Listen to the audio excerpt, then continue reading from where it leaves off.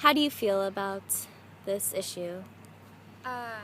Well, at first, when I showed up here, I was like, this isn't even a big portion of Golden Gate Park, because I thought it'd be bigger. But when I walked around the entire field, I realized how huge it was. And I just feel that, like I don't live in this particular area, but I feel like if people were to live here, and I did see a lot of people walking around and trying to like go through nature and stuff, and I feel like it would just take away from the residents here.